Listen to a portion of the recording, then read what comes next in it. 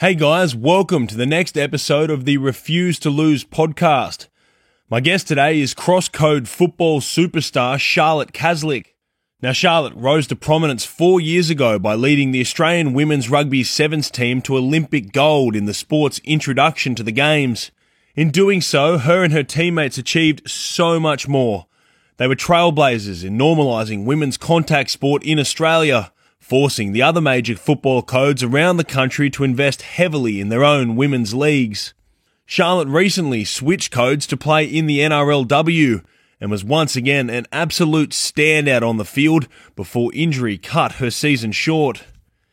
In this episode, we discuss changing sports. We speak about how she went from being a girl who was terrified of contact to becoming one of the best female footballers on the planet. We talk about body image and breaking down stereotypes about female athletes when it comes to their appearance. We also chat about the Olympics and her hopes of defending the girls' crown in Tokyo, plus plenty more left field stuff including Donald Trump, scary doll collections and cows. So I hope you enjoy my chat with Charlotte Caslick.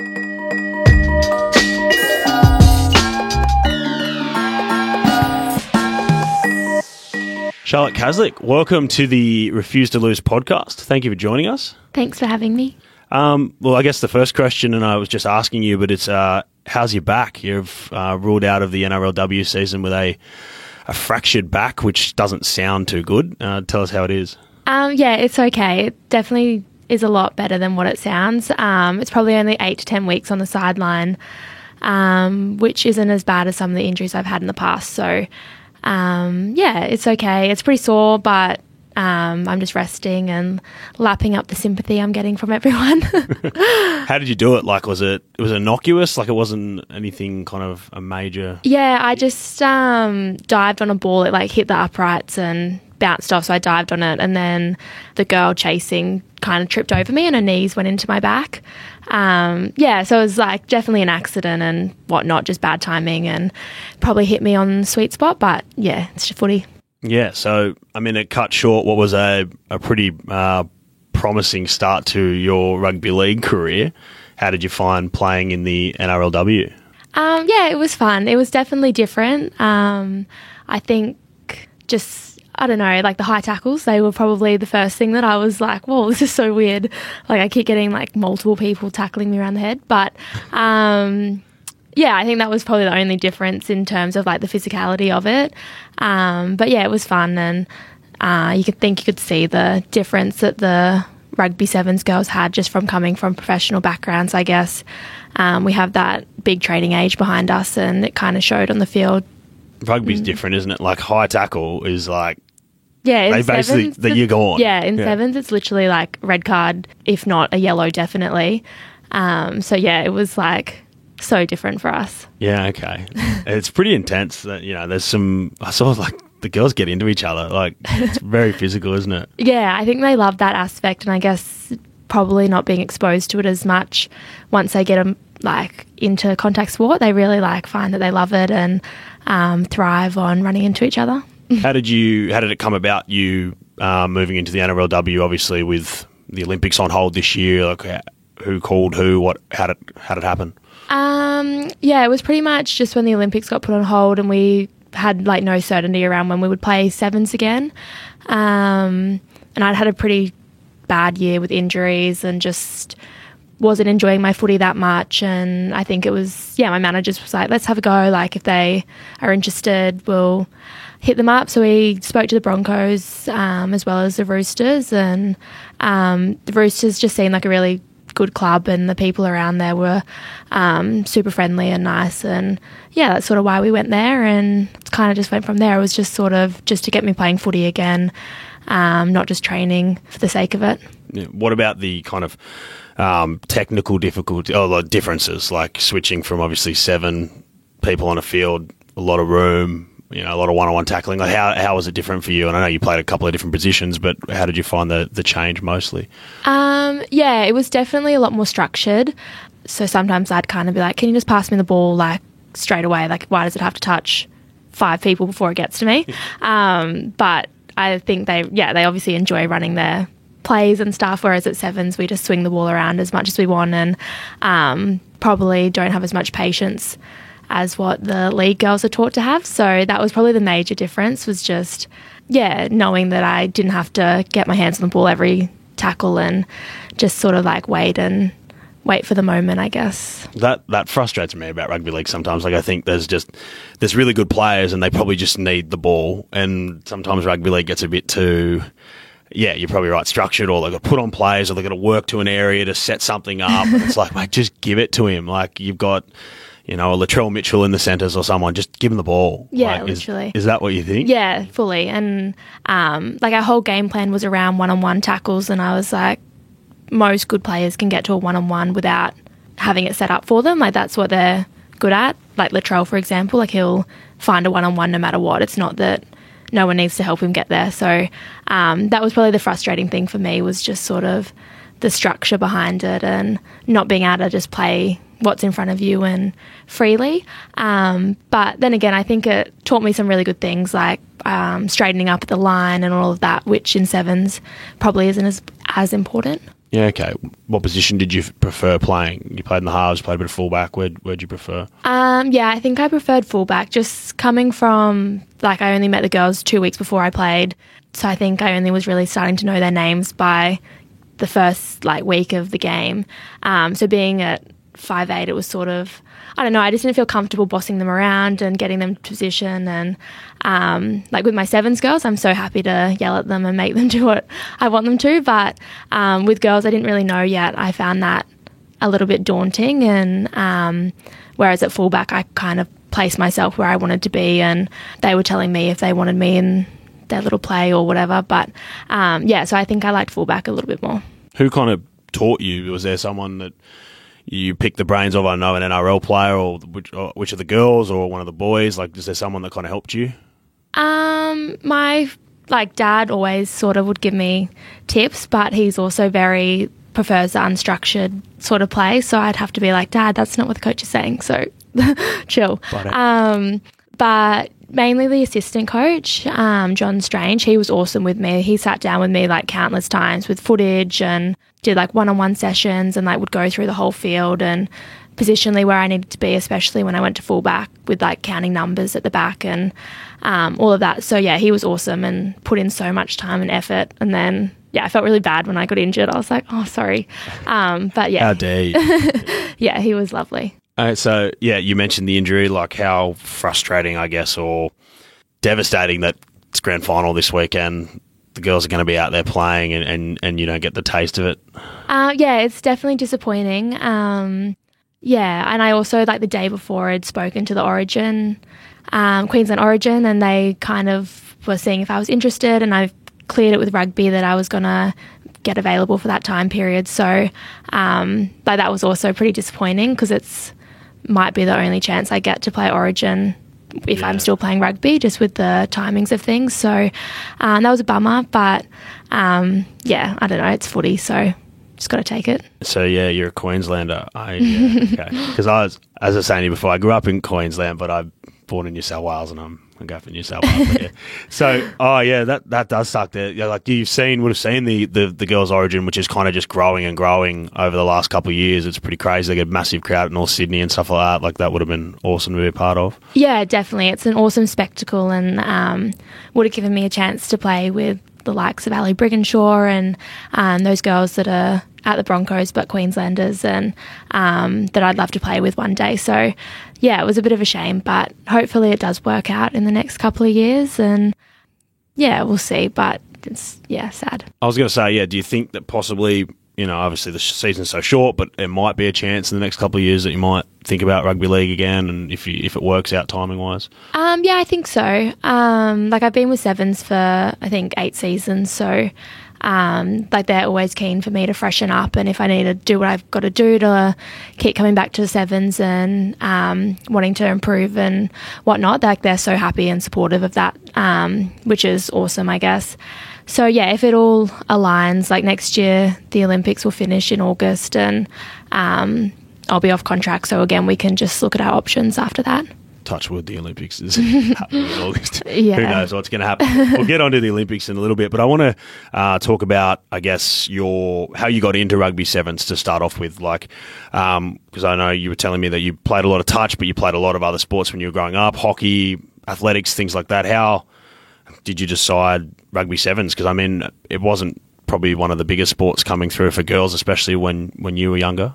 Yeah, for sure. I played hockey, and athletics was probably my main thing, like all through primary school and a little bit of high school. And then it was probably, I played like opens touch in year 8 for one game. And we ended up winning, and like it was like this big thing for the school and everyone was stoked. And I think after that I was kind of like, oh, I think this is my sport. Like I'm really good at it. Like I didn't get as nervous as I did for athletics, and I don't know, I was just comfortable playing. So I didn't give away everything else, but chose to focus on touch football, which looking back is a pretty strange decision, considering hockey and athletics both have bigger, probably more opportunities, a pathway as well. Yeah. Whereas touch, you kind of get to play for Australia and then versus New Zealand, and that's sort of as far as you can go. Like professional next level, I guess. But it's fun, so I just love that aspect of it, I think. And yeah, so that was sort of what I was doing. Was so happy doing that, but then I was playing under 18s for Australia when I was 15, and we got a letter in the mail from Rugby Australia asking if we wanted to come to a training camp, and then I went along and hated it. And like was like petrified, and then Dad and like my parents, they both sort of were just like, oh, just like give it a chance, like don't just rule it out straight away, like, you know, it's in the Olympic Games. And so I kind of stuck with it and eventually got over my fear of tackling, and then it was just as fun as touch, I guess. So that was probably that's 2012 we're talking, or 2011 maybe? 11, yeah. Okay, so the Olympics is still a fair way off. Yeah. It was 2016 was the first year of the Olympics, wasn't it? Yeah, it's funny you mentioned that, because I was telling you before that we know some mutual people, because I grew up in Queensland, and a friend of mine and yours, Murphy Allendorf, who's a hockey player that we both know, I messaged her and I said, I'm interviewing Charlotte, like, can you tell me something about her, something that other people might not know? And she said, oh, it's funny. I saw her a couple of years ago at the Youth Olympics, and I was playing hockey and she was playing rugby, and I had a chat to her and she said, oh, I'm so scared of this. Like, I don't want to, I hate getting tackled. I hate like the whole contact of it all. Like, you just started playing sevens. And I was like, oh, that's pretty interesting that, you know, there's this girl that you see now who's dominated sevens rugby, but you're just not about the contact at all. Yeah, pretty much. So when I first started properly playing, after like dabbling in the training camps with the women's team, so I was back playing with my own age group, which definitely helped, because we were all new to it. So it wasn't as though like there was people that had been playing for years and they were just like blowing us off rucks and being really scary. So we were all new to it and we were all learning at the same pace, which I think definitely helped us. But yeah, I played for Queensland in like the schoolgirls, and then got selected in the Australian youth team and went to the Youth Olympics. And I think maybe 8 girls from that team went on to make our women's open squad eventually. So we're a pretty talented group of girls back then for kids that had just started playing like 6 months earlier. Yeah, that's pretty incredible. What did you have to do, I guess, physicality wise, like in that time to then change? Are you playing touch, and I imagine you're probably quite nimble and skinny, and then you've obviously had to put on muscle to play a contact sport. Like, how did your kind of training regime change and your focus change? Definitely training in the gym helped. I think at the start, again, that was like a big thing for a lot of us. We didn't want to get bigger, and we were so worried about what we looked like. And when like new girls join our squad now, like it's probably good that we've all been through sort of that same transition. And I think these days being strong and healthy is probably more celebrated, and it's sort of like a bit of a trend at the moment on Instagram, like looking fit. So that definitely helps, I think, when girls join our program and we try and get them lifting heavier. But it 100% helps. Like, you can tell that as soon as you get stronger, like your body just gets more resilient as well to injury and it doesn't hurt as much. And so that was probably the massive difference. And then just practicing it. I think for me, like I found passing and stepping and all that sort of stuff so fun. So I'd do it all the time, but then never wanted to practice my tackling. So as soon as I realised that like I had to work on that a lot harder because it didn't come naturally to me, that was probably the changing point for me, was just working on my weaknesses more so than just constantly trying to get better at my strengths. What's tackling practice? I mean, like, are you literally going down to the park and, I don't know, tackling bags or? It was pretty much me and Alicia Quirk. She was starting at the same time as me, also came through touch. Just me and her used to constantly just get told to like go off to the side together, and we'd just tackle each other over and over and over until we could tackle. And then we started getting selected, which was nice. So now on like our stat boards, both of us probably lead tackles in tournaments and all of that. So it's pretty crazy to see that we were the two that probably couldn't tackle at the start, and now we're leading all the numbers in that aspect. What is it like when you first, I guess, notice that that strength is there now? You've been working out and then you realise that not only do I have to not be afraid of tackling, I've actually got the strength to kind of really dominate girls or like win rucks, win tackles. Probably for like a few years I played sweeper, so like I was just cover tackling, and probably about 2016, like the Olympic year, was probably when I got really confident at the ruck and like was getting turnovers, and obviously at sweeper it's a good place to be to get turnovers. So for me, being able to add that to our team was really helpful, because like obviously if the girls make their tackles then I can get over the ball straight away. It just added like another dynamic to my game, and because I like playing quick, so if I can win penalties and play on straight away, it kind of helps the way I want to play, and helps our team. You touched on a really interesting point before, and I just want to kind of go back to it. The body image stuff, like when you said you first started playing and girls didn't want to put on weight or didn't want to put on muscle, and then now the shift in that, I guess, does that show where we're moving as a society, hopefully in a positive direction, that, you know, girls of all body shapes or however you want to look is now being celebrated, and, you know, you don't have to be seen as like, you know, skinny or I'm not playing rugby? Like, do you think that's changing? 100%. Yeah, I think like when I was going through high school, it definitely wasn't cool to be like tough and sporty and like a bit of a tomboy, and like there were so many stereotypes that surrounded contact sport for women, and what you had to look like and what you had to be like. So I think that's changed dramatically in like the short time that I've been involved with rugby, and you can see that the girls that are joining the sport now come from such different like social backgrounds. They come from like their body types are all different, and they all kind of come together and no one feels out of place. So I think, it's definitely changed a lot, but I think it's something for girls that you still have to work on. And like I know our dietitians always sort of got to have chats with the girls that like just because you're eating more, it doesn't mean you're just going to suddenly blow out and be putting on 10 kilos. Like you do so much exercise that you actually have to fuel your body properly and prevents injury. Like there's so much more to it, and I guess we're lucky that we get educated through our program, whereas some girls probably are missing that education still. But I think the shift's definitely there, and it's more positive than it was.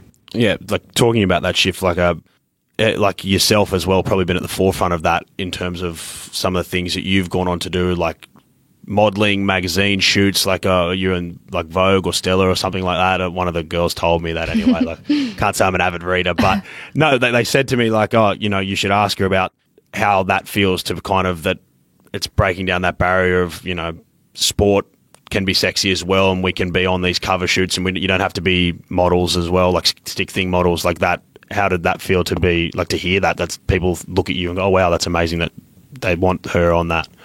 It's definitely really cool. I think like I've always been a confident person, and I've probably never had the same body image issues as like what some of my teammates have had or some of my friends have had. And I think because of sport, like I've been able to be confident in my body, and like I find it empowering that I can do all these things and I can lift weights, and like I can play sport just as good as most of my guy friends, and like all of those things I find empowering, and it's my body that allows me to do it. So I find that I kind of view my body as almost like a tool to my trade, and I need to look after it, and if I want to be successful, like it's going to get me there. So does that make sense? Yeah, no, it does. No, I was just, how do you go with the modelling shoots and the posing for photos and all that kind of? Is it foreign to you I know these days with Instagram, our whole life is photographed, but like, is it uncomfortable as a footballer? Do you not want to be doing that, or? Yeah, there's been like a couple where I've, like the scripted ones where I've got to talk and say things and I'm like, this is so lame. Like, I can't believe I'm actually saying this, and like it's my face behind it. But yeah, I enjoy it. It's fun. Like, most of the crews we work with are super supportive, and they always like love that. I guess it's something different on set for them as well. So yeah, I think I enjoy it, but in like a bit of a balance. Yeah. You don't want to be doing too much. I love watching people who, they're not accustomed to act. You almost have to act, don't you? You have to act. It's like, if you can't act, it's tough to watch. We see it on TV all the time. But anyway, I just want to go back to the thing that probably catapulted you into stardom in the last couple of years is the Olympics and the way you performed there. My first question is, where do you keep the gold medal? It's just in my bedside table. Oh, wow. Yeah. Hasn't been like framed or put up anywhere? Nah, I love being able to take it out and show kids, and usually parents are more excited than the children. But yeah, like I find that I still get asked now to come to events and talk, and they always ask me to bring it along. So yeah, I just sort of got it in a easy spot that's ready to go whenever I need it. Okay. I thought, like, I was thinking it'd be at mum and dad's house or something, or hung up somewhere. Okay. One day probably, but yeah, not yet. It's pretty cool. I've held one gold medal in my life. I think it was Grant Hackett's. Yeah, I had Grant Hackett's medal after he won in Athens, I think, and that was pretty cool. I remember, like he brought him down to the pool where he used to train at Pizzy Park, and like, all the kids got to put on medals and like put it where and take photos. And is that like the kind of thrill you get? Yeah, definitely. And I think when I first got it, like my brothers and stuff would, like, if we'd be going out, they're like, let's bring the medal, and I was like, no, maybe not. But like, there were so many moments with kids that I'd take it to a school, and then like you suddenly lose it amongst the crowd, and like the parents and teachers are kind of so stressed about it. But I was always pretty relaxed. Like, I guess, I don't know. I think they got so much joy out of seeing it that like it was always fine for me just to, let them touch it and wear it and do whatever they wanted. Well, take me back to winning in Rio. You kind of overall that experience, like athletes always say, it takes time to sink in an achievement like that. What do you look back on it as now?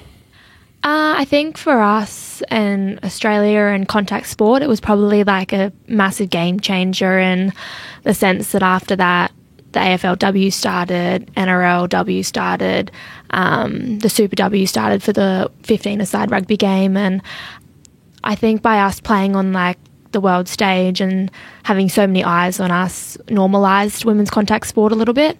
And those other codes almost started to be like, oh, we need to catch up. Like, these girls are killing it and we don't want our code to fall behind. So yeah, I think to rugby's credit, I know they get a lot of slack a lot of the time, but to take that gamble on us in 2014, I think it was, to go full time, definitely paid off. And I think it really like kick-started a massive movement for women's sport in Australia. I think you're 100% right. Like, I remember at the same time, I remember being like, oh, I've got to get up and watch the girls. Like, they were playing, I know they're playing in the gold medal match, and like, I can't remember what time or day it was. I think it was like 8:30 or 9. It was pretty, Yeah, that was in my uni days, so I probably slept a bit then. But I remember trying to get up, and thinking, like, these girls are awesome to play. And I remember watching you play, and you were the best player in the world. I don't know, like, what was it like to reach that height for yourself on a personal level, having kind of knowing what you can achieve and knowing that the whole world's kind of watching this? Yeah, I don't know. Like, for me, like, when I play footy, I just like feel at home, and it's something that I'm naturally good at. And so I just kind of went out there like it was any other game, which I know sounds weird, but for me there was probably a lot of pressure on me, coming off like I had a really good couple of seasons leading into it. I was probably the favourite to win Player of the Year that year, and our team was favourites to win the gold medal. But yeah, I don't know, I kind of like loved that pressure and living up to it, and I had a shocking start to the first half, and like our coach Tim Walsh always sort of talks about how like to be able to change that I was 21 at the time, and not be fazed by the fact that like I think I had like 2 errors in 2 minutes or something. Which is like a substantial part of a rugby sevens game. Yeah. So like it's like I I think turn it around quickly. A lot of 21-year-olds probably would have been down and out by that stage, but for me, I don't know, I just had a lot of belief in myself and my ability, and it kind of, some things don't really faze me, I guess, when I'm playing footy. What do you remember in the aftermath? Like, what was it like, I guess, after you'd won and the celebrations and stuff like that? It was like a bit of relief. That was probably my first emotion that I felt, was definitely relief.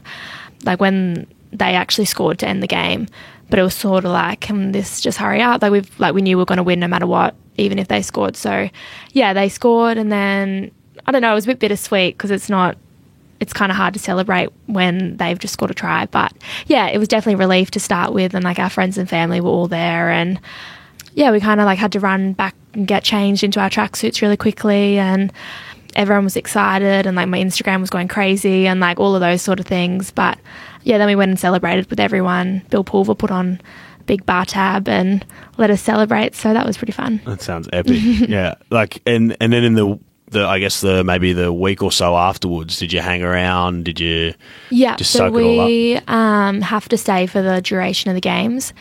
So yeah, we pretty much just went and watched every sport possible that we could watch. I'm not sure if you remember, but that was the year people were like changing their accreditation to go into different sports. We kind of would just like get a sticker and put it on top of our accreditation, so you could sneak into basketball or tennis, gymnastics, like literally anything. So we pretty much just went and supported, and we were so lucky to finish on day 3. The men then played 4 to 6, and then after that we just went and watched all the other sports. What was your favourite event that you saw over the time? Well, I got really sick, so I didn't get to go to the swimming finals and the athletics finals, which was a bit of a shame, but the water polo was really cool. We loved watching that, and I guess it's one of those sports you don't get to see all the time, so that was a good one, I thought. We went to tennis and saw Nadal. The basketball, that was pretty epic, I think, just being able to watch the Boomers, and because they were really cool guys as well, so that was fun to watch them, and they're obviously so successful, and some of them are like such big celebrities that it was weird, like just being in the lift with them or having breakfast or something with them. Yeah, well, I was going to say, over the course of the 2 weeks, like, was there an athlete that stood out for you, or like, oh wow, I can't believe he or she's right there? Yeah, probably Patty Mills. He was like obviously coming from the NBA and being, is it the NBA or NBL? NBA. Yeah, NBA, yeah. He played NBL here in Australia. NBA. So him coming from, I guess, like he's from paid whatever, they're paid millions or whatever, and comes to like a village with like a lot of the athletes in that aren't on that level. Like they're obviously amazing at what they do, but they don't get the luxuries of playing a game like that. But he was just so down to earth and like always had time for us. Would check in how we're going, wish us good luck. Like he was just like a genuine good guy, and I think that kind of was just awesome. And I think the girls just loved the fact that someone like that was interested in how we were going, and like genuinely too. It wasn't as though he was just doing it for the sake of it. Yeah, he's a great guy, Patty Mills. Like, we actually had him on this podcast. Cool. Like only 6 episodes in or something, and like me and my brother, when we started out, we said to ourselves, "Oh, what a dream would be one day to get Patty Mills on." And like 6 episodes in, he's like, "Yeah, cool. Like, I'll come on. That's fine." Like, so yeah, I know exactly what you mean. Yeah. Like, he's just one of those guys. But then, I mean, talking of fame, like, how did your life then change after that games? Like, I imagine it probably ramped up in terms of people knowing who you are and the fame aspect of it. It did a little bit. Like I get stopped when I go out or that, like a little bit. It's mainly boys that mainly boys, yeah. They like always ask for photos and stuff, which is yeah, it's nice. And I think probably like one of the coolest things that I experienced since was, it was actually not long after I went back to watch the Brisbane State High first 15 play TSS maybe, or yeah, I think it was TSS. And growing up, TSS sort of were like, always had like this opinion of state school kids, I think, and like we always, I hope you didn't go to TSS. No, I didn't. No, I went to Palm Beach Grumman, so I'm just a public school kid. Yeah, I don't know, like we'd come to rugby and they'd always sort of have like this weird vibe towards us, and obviously being the only state school in that comp, yeah, we kind of stood out a little bit. And then when I commoners looked down upon. Yeah, anyway, so I went to this game and it was like the decider for the season, and all these TSS boys wanted to get photos with me, and like they were so excited. And I was like, oh, this is cool, like that, you know, like a all boys school has so much interest in a female that's playing rugby.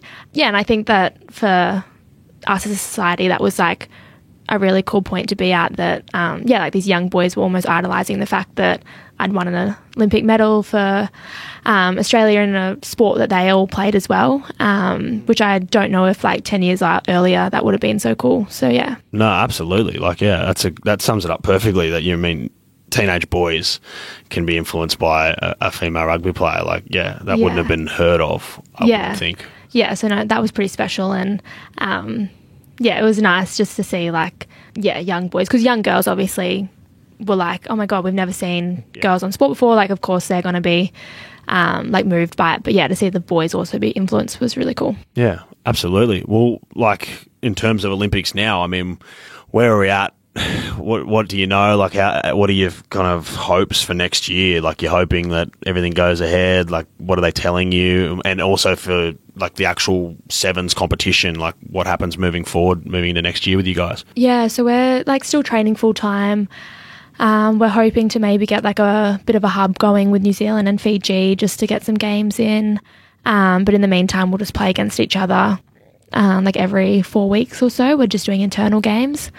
And then maybe start in April. That's like best case scenario. So that's with go to Hong Kong. The actual tournament. Yeah, the actual tournaments might kick back off in April, best case scenario. And they think they want to get 3 or 4 in by the time the Olympics comes around.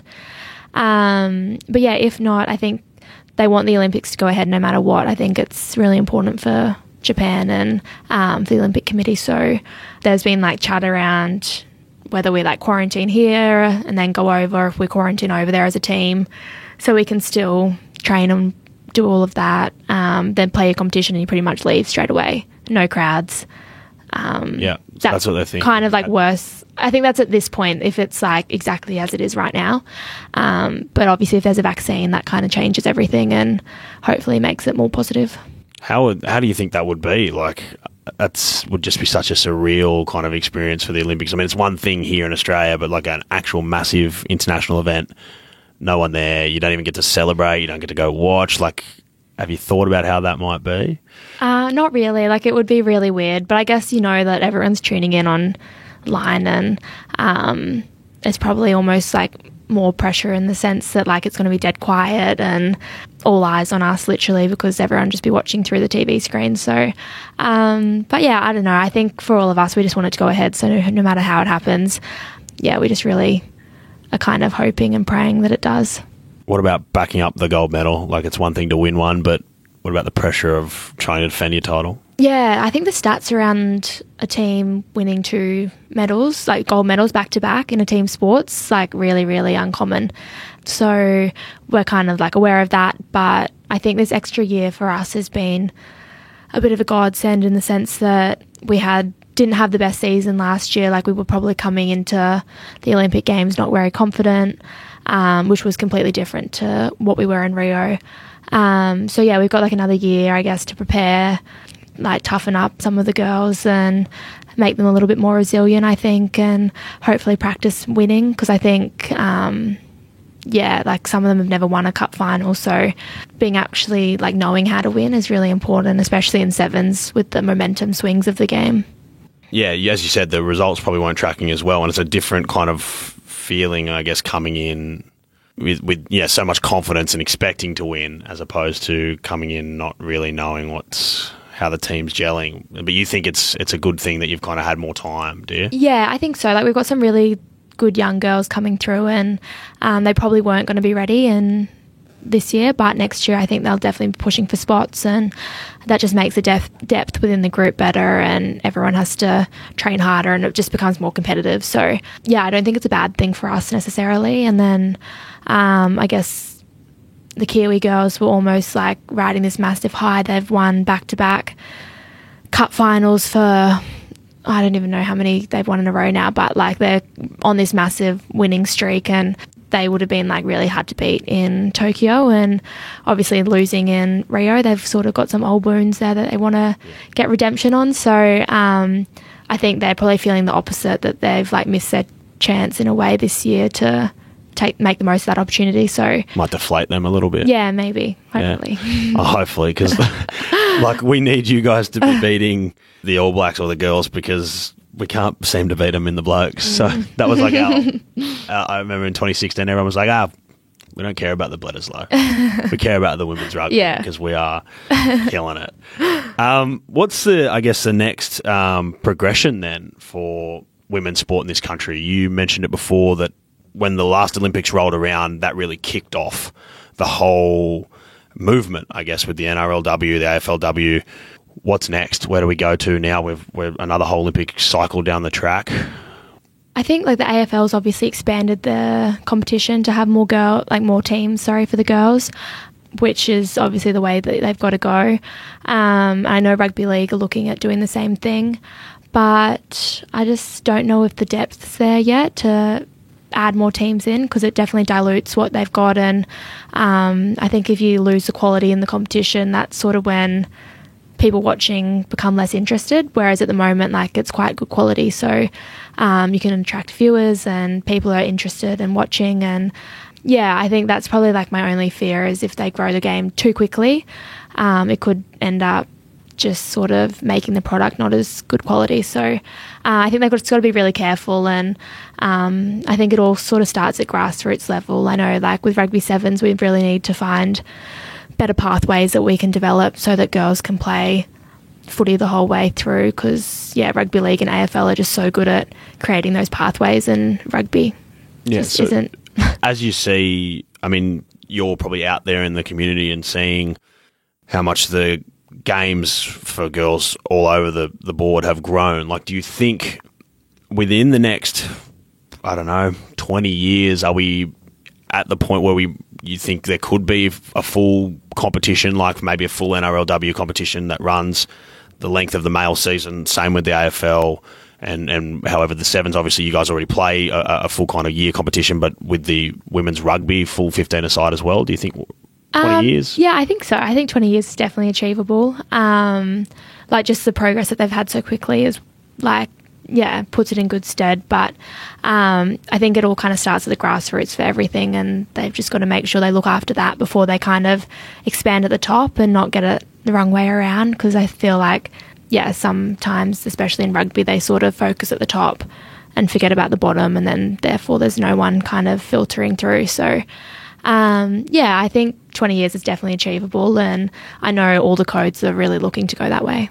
That can definitely happen. Yeah, I know what you mean, but if you focus too much at the top. But I think the NRL especially has been very cautious not to expand too quickly, even though there's probably calls for them to do that. People are like, why aren't there more than 4 teams? Why aren't there this and that? Yeah. But like, if you look at it, as you said, the quality is unbelievable. Like, I remember growing up, and the first kind of taste I ever had of women's contact sport, being Indigenous, we used to go to the Koori Knockout, and the girls would play, and the girls' games were some of the most entertaining, and probably at that point the skill level wasn't as high, but the physicality was like, you watch the girls and like it would just be epic. Like, they just dead set kill each other, like in full pace, hammering each other. Like, it was like no holds barred. And now the skill levels just really accelerated through the roof, where there's girls just throwing 30-40 metre cutouts, hitting wingers on the chest, all that stuff. Like, is that what you've seen, just a total through the roof development?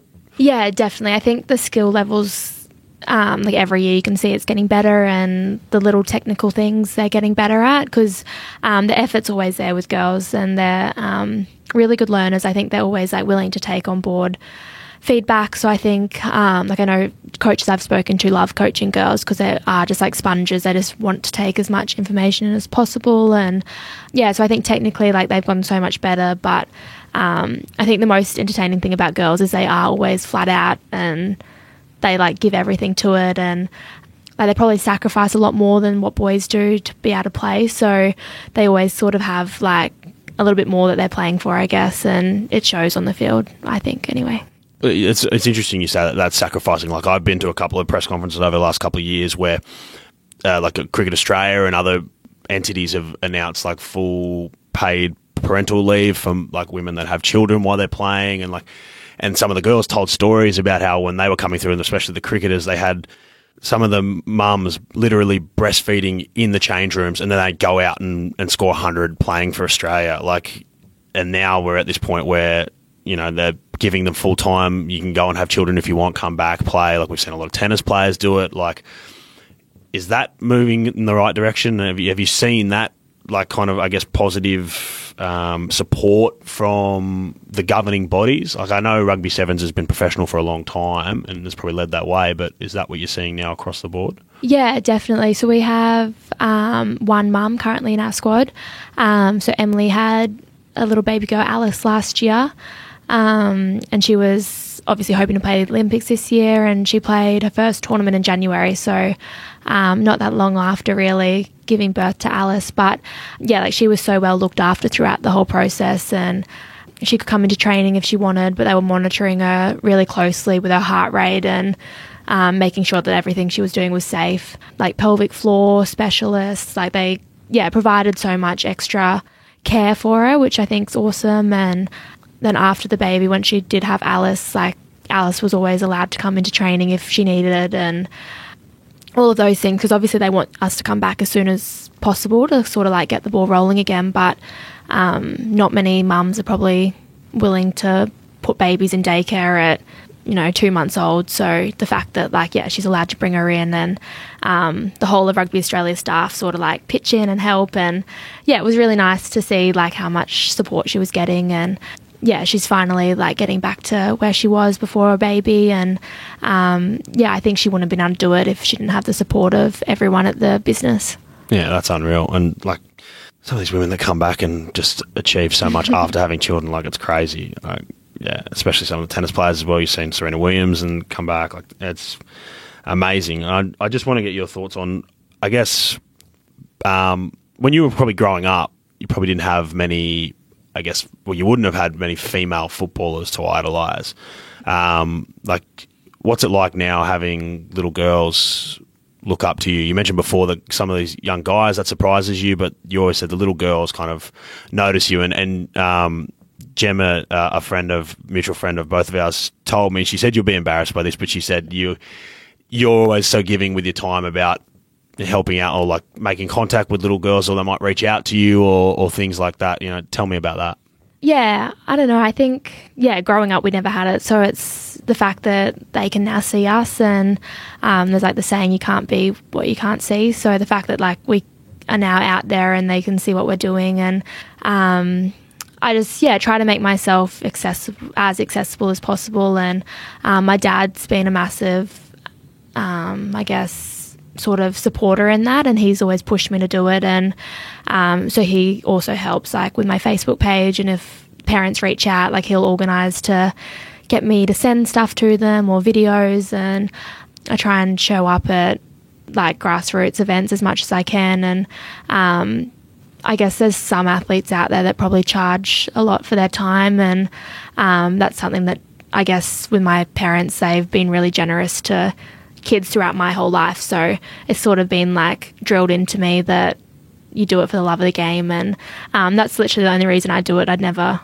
want to charge children to talk to me. So I just sort of show up to events when I can, or if I meet kids, like go to their training sessions. There's like, I've been to a few Clovelly Crocs training sessions, which is the boys rugby league. I met one of their dads at a bar in Randwick, and he was just like, do you want to come down? And I was like, yeah, sure. So like run around with them, and I just try and get out there as much as I can. Who were your female athletes that you looked up to when you were coming through? Mine were probably touch players, or like I loved Kathy Freeman and then Nikki Hudson, Hockey-Roo. And then once I like committed to touch, it was sort of like Emily Hopkin, now Hennessy. She was one of my idols, and now she's like a friend. So yeah, it was sort of weird in touch because I was always playing so many grades above my age group that my idols were almost my friends as well. And then like Emily Cherry and the women's sevens, she sort of led the way for all of us that did come from touch football. So as much as she's a good friend, she's also definitely an idol as well. Is that weird? They say never meet your heroes, but yeah, I've met them all. You've met them all, and it all worked out all right. It's okay, yeah. Yeah, okay, that's good. Sometimes it doesn't. Yeah, you can get disappointed. I've been disappointed a few times, but not with girls. Girls are always really nice. Sometimes the boys let you down. Got anyone you can say, or you don't want to touch? No, all right. Okay. Well, I have an imagination. Maybe you can tell me off air. What about yourself? Tell me a bit about yourself personally. Like what does Charlotte Caslick like to do when she's not playing rugby? Well, I have a small cattle farm up in Queensland, so I spent a fair bit of time there. But before that took over like half of my life, I guess I don't know, like I just love hanging out with my friends, socialising. I like fashion and dressing up and that sort of stuff. I kind of have like a weird personality of all these like very polar opposite aspects, but yeah, I don't know, the farm's sort of like my big hobby at the moment, and probably where I'll see myself post rugby. So you're a girly girl who's glamour and dresses up, who goes to the farm, who also plays rugby. Yeah, that's very it just doesn't seem to work, but it doesn't sound like it works, but it does. Yeah. Okay, tell me about the farm. Like, what do you guys do? Like, you've got cattle, you said. I know, so on your Instagram, you've got a few horses. Like, what's the main kind of driver of the farm? So we eventually want to have like our own stud cattle line. We run like Speckle Park and cross them with Angus. This probably doesn't make sense to a lot of people, but no, I know what Angus is. Yeah, okay, yeah. Speckle Park are like white and black. Okay, yeah. Speckled coloured ones. And my partner's family, that's what they worked with when he was growing up. So that's sort of why we chose to go with them. And I guess in the farming world, sometimes like there's not many people that you meet that have like gone out and started it on their own. It's usually passed down through family, or they've sort of like inherited something. Whereas we've sort of decided to just start it on our own and see where it goes, which is daunting. But I think once we can establish what we want to, we'll be really proud of ourselves, I think, looking back. How did that idea come up? Lewis, my partner, he's always wanted to be a farmer. He grew up, his grandparents are farmers, and both of his uncles went up to the Northern Territory and were ringers, and like that's what he always wanted to do before he started playing football. So I think once we sort of got ourselves in a good position financially, we, instead of buying a house, we bought a farm. And my parents helped us out heaps as well. So we bought up where my dad's from, in Stanthorpe in Queensland. And my auntie and uncle are out there as well. So they've been a massive help, and we probably wouldn't have been able to do it if we didn't have good people around us, especially when we're overseas for half the year. So we're pretty lucky. Is that the plan post-football? Like, is that where you're going to move up there and... hopefully. Like, we'd love to expand, like buy more property and hopefully get more cows and keep building that up. So, it'll probably be what we end up doing. And I've got a bit of a passion for, obviously, grassroots. I know I've spoken about it heaps, but I feel like rugby sort of misses out in developing kids in the bush and rural communities. So I'd love to be able to connect with those places a lot more, because I just don't think rugby's doing the best they can in the rural space. So for me, I'd just help there and hopefully change that a little bit. Just quick, I'll get back to the farm in a sec, but just quickly, you mentioned that there. Like, do you think there's too much? You said before, like the TSS versus the state high kind of dynamic. Is there too much of that in rugby? Is it too, I guess, for lack of a better term, top end of town, and you're kind of missing out elsewhere? Yeah, I think it is. I think like people tiptoe around it, but like dead set. I think that it starts at the top again, and like people have this opinion of rugby, and like once you get involved with rugby. I don't think it's like that so much, but there definitely is that stereotype around it, and I don't think they've done anything to break it down. So, yeah, you know, like I go out to a lot of towns in Western Queensland and there's rugby teams out there that have never had a Wallaby come and visit them, or never had Queensland Reds come out, or in New South Wales, like never had the Waratahs come out. And to me, that makes me really sad that for them to drive a couple of hours or fly, whatever it takes, for one day of their life could really like change those kids' views on the way that rugby's perceived, and maybe keep some in the game instead of losing them to other sports. Yeah, absolutely. I think you're bang on. They should put you in CEO. You can run the joint. On the cows, you know, you should talk to, and I was telling you before, James Roberts from the Rabbitohs in here before, but him and Latrell Mitchell especially. Latrell has a farm and they're breeding cows as well, and like fully into the same stuff. Like, yeah, I actually have read it like online and whatever, seen that they've been like that's Latrell's dream, that he always wanted to go be a farmer. So yeah, I should hit him up, see what cattle he's breeding, and yeah, I just found that collab. James said that to me as well, and he was like, yeah, I'm into cows. And like, it was at the end of the podcast, and I was like, oh, let's talk about cows for 10 minutes. What about, you mentioned in Stanthorpe, so you wouldn't have been able to go up for a while with the border closure and stuff? No, I haven't been up for ages. We can get an ag pass to cross because we've got cattle on both sides of the border. Oh, okay. So Stanthorpe's just on the opposite side of the border. So we have cattle in Tenterfield, which is on the other side. So yeah, we have ag passes that can get us across and tending to our cows. Yeah, okay. So you can get across. Yeah, I just can't go to Brisbane. Or I was going to ask, can you smuggle me across? I've been home once this year. I can't get home. All right, well, I think we'll just come to an end, but I would like to do a couple of fun questions at the end. Yeah. Just to see what pops into your mind first off the top of your head, and we'll finish with that.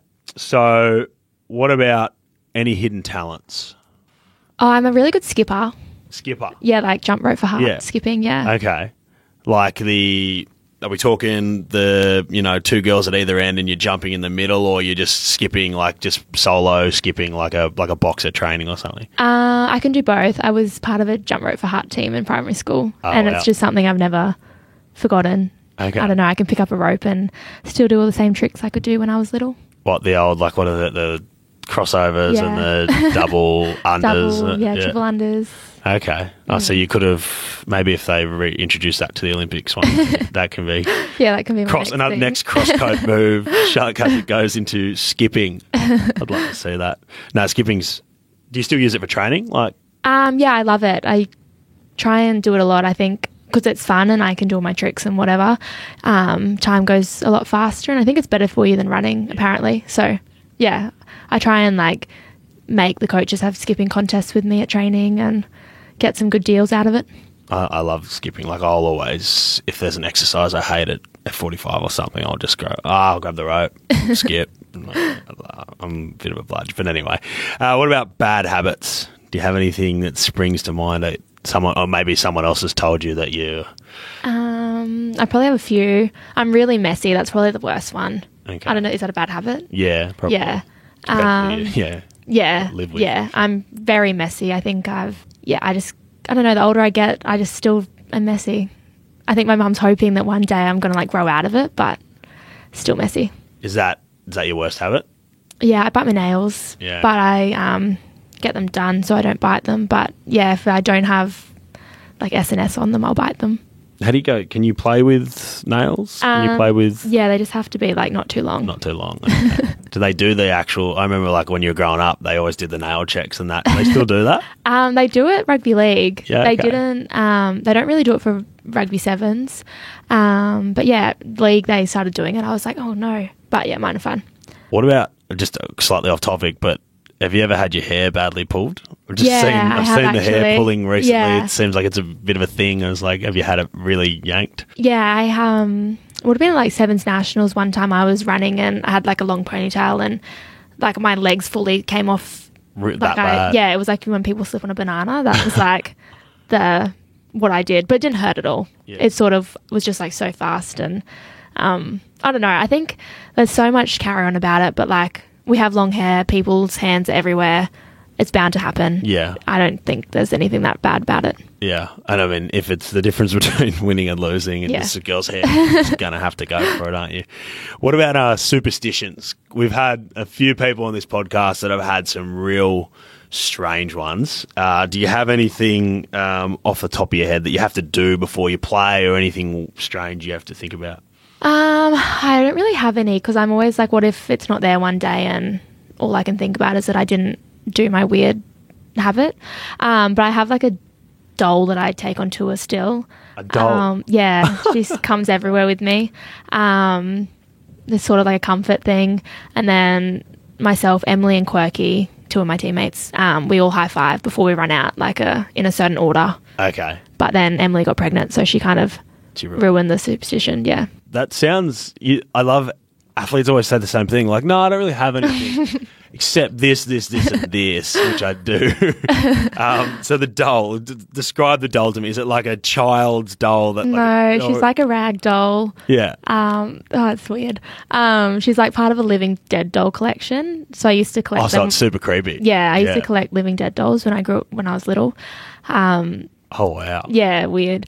And she's like, all of them are hard dolls, but she's like a soft ragdoll one. And yeah, I've had her since I was 10, and she's come every tour with me since. And like, do you have to sleep with her, or like she just... Yeah, I sleep with her, cuddle her, yeah. Do you still have any of the hard weird ones? Yeah, they're still at home, back in Brisbane home. So my mum is sort of like, hey, like, when are we going to get rid of them? But yeah, I don't know. I could probably sell them as like collector items or something, but... Is there a market for that?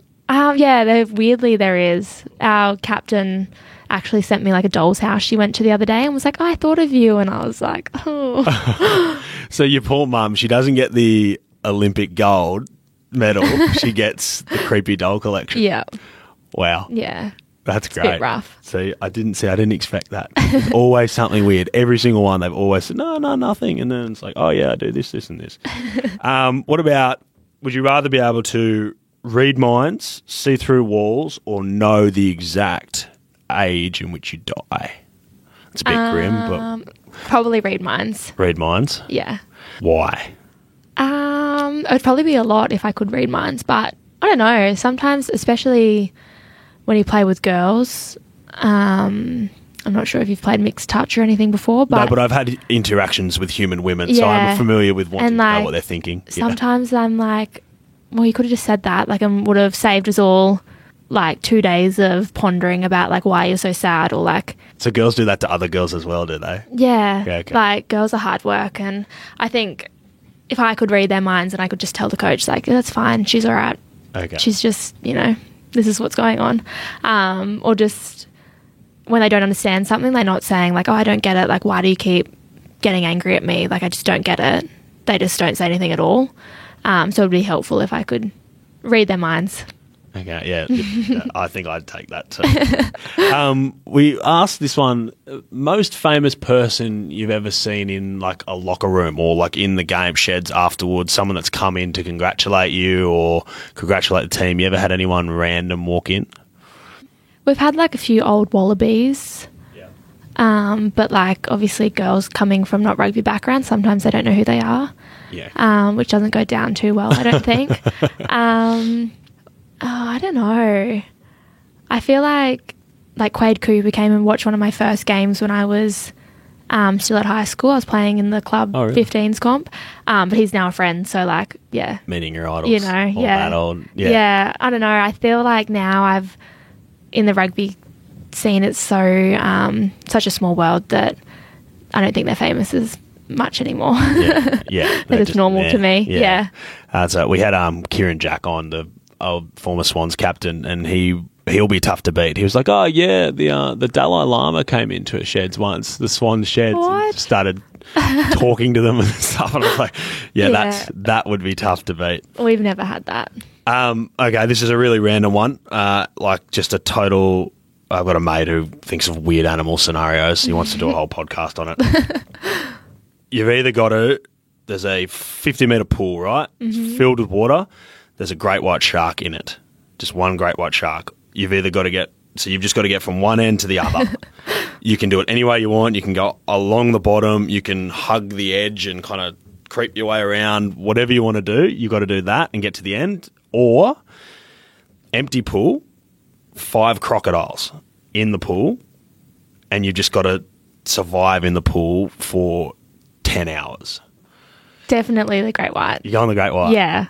Crocodiles are scary. But don't you think you're, I don't know, more of a chance on land against a crocodile? No, crocodiles are savage. I know they are, but apparently they can't run diagonally. Oh, really? You So change it's like direction, keep changing direction for keep 10 hours. stepping, you just, they're also kind of lazy. They just kind of sit down. Yeah, at the they're end like there. sunbaking and stuff. Yeah. But you go the shark? Yeah, I think I'd go the shark. Strategy, how are you attacking this? I just probably try and like be gentle. Gentle. And just try not to like attract them to me. So are you going to go underwater and just try and do them? Maybe creep along the side. Creep along the side. Yeah. Can you jump out if they're coming close?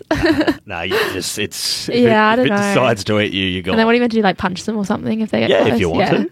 Yeah, that works. Sounds easier than I think it would be, but yeah, crocodiles are just way too scary. I agree. 10 hours. That's a long time. The original question was 24. I've dropped it. I went down. I thought 24 is too long. Yeah. Still, no chance. No. Well, Mick Fanning punched the shark, and that seemed to work for him. Yeah. One person you'd love to meet. That's still got to be alive. This is probably frowned upon these days, but Donald Trump. You'd love to meet him? I'd love to meet him, Okay. yeah. I don't know. I think people are so mean to him. And I'd love to meet him. What, did you say people are mean to him? Yeah. You feel sorry for him? Yeah, sometimes. That's a hot take. Yeah, okay. Yeah, I don't know. People are so mean to him, and I feel like he'd just be like, he's done so much in so many different aspects of business, obviously public service, everything. Yeah. I think He is it'd an be interesting. intriguing person. Yeah, like absolutely. Yeah. Regardless of what you think of his politics, he's a very intriguing person who's lived a pretty incredibly, I guess, a lack of a better word, amazing life. Yeah. You don't see many people go from being a billionaire, having everything they want, to then stepping down and being a public servant. So, yeah, and I guess just the way he's kind of done it. I'd agree. I have a fascination with. Yeah, so do I. People That's as probably well. a good Yeah. word. I'm a little bit fascinated by him. I listen to podcasts and stuff on him. Okay. Yeah. Really? Yeah, that's interesting. That was not the answer I was expecting. Or Kylie Jenner. Kylie Jenner. Yeah. Okay. Is she your girl crush? Is she? Yeah. Also, I don't know. Like, I want to be like, did you actually come up with all these ideas for your business, or does someone else just do it for you? Okay. Sort of thing. Literally, the funny thing, you should mention that yesterday I was caught. My girlfriend was watching an episode of the Keeping Up with the Kardashians, and it's not my thing, but it was an old one, and Kylie was like, Oh, and the little. maybe 10, and she was like, that's Kylie. I'm like, get out. That's not the same person. Yeah, she looks very different these days. Yeah.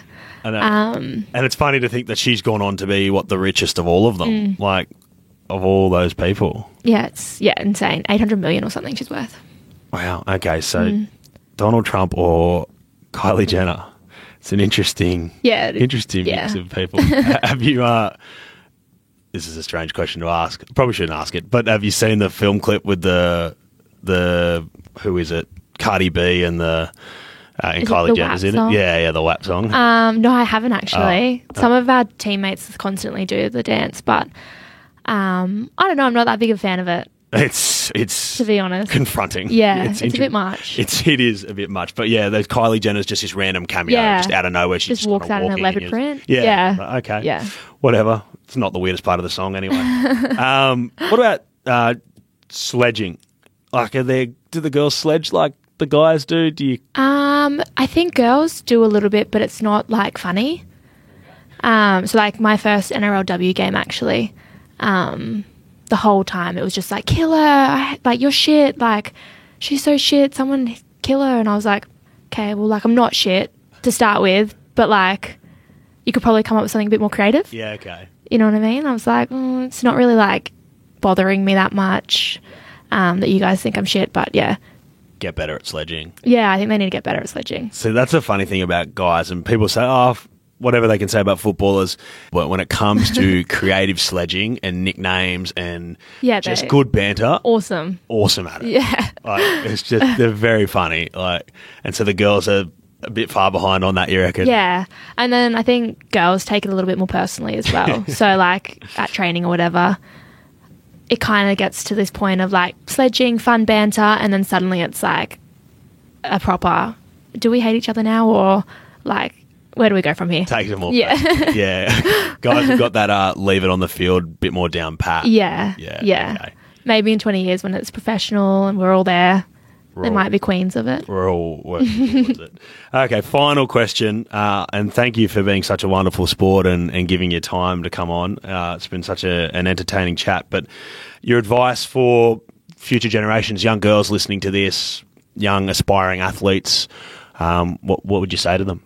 It'd probably be just don't say no to opportunities, because I think I got pretty close to saying no to a few opportunities, and I'm so glad that I didn't, and people kind of pushed me in the direction to say yes. So, yeah, getting out of your comfort zone and saying yes to those opportunities, because you don't really know where one can take you, and then it leads to all these amazing things. So, and then maybe if you're not making mistakes, then you're not learning. I think that's a key one for me. I've made heaps of mistakes, and I play a sport that revolves around making mistakes, and yeah, we try and learn from them, and they make us better players and people at the end of the day. When you say that was rugby one of those things that you almost said no to? Yeah, and even the NRLW recently, there was so many times that I was so close to being nah, I don't need to do this. It doesn't really, I don't actually need to do it. But I think for myself, once I said yes and got out of my comfort zone, it's been a really good experience for me. So yeah, both of those things. Yeah. So you felt like you didn't have anything to prove, or was just more I don't. Yeah, I don't know. I had literally 12 months of niggly injuries, and I was if I go and get injured, what does this mean for me? And do I go back to rugby? There was so many questions around it, and I still had an Olympic Games, so it was no one's gonna really be bothered if I don't play. But yeah, it was more for just me and kind of getting through that initial, I guess, sort of uncomfortable zone that I was in, and pushing through it. And yeah, it's been really fun. So I'm glad I did it. Yeah, and you killed it. And unfortunately, sorry, as you said, the back injury, but it's 8 to 10 or something you said. Yeah, so. And it's not soft tissue, so I'm stoked. Yeah. It wasn't my fault. Fine, and just relax, and then start the Tokyo preparations. Yep, which that's it. And hopefully the Olympic Games is good to go next year. Charlotte Caslick, thank you so much for coming on the Refuse to Lose podcast. It was an awesome chat, and I really appreciate your time. Thank you. Thanks for having me. Thanks for listening, guys. We've got plenty more episodes coming your way very soon. Don't forget to follow the Refuse to Lose podcast on Facebook, Instagram, and Twitter. We look forward to talking to you again soon.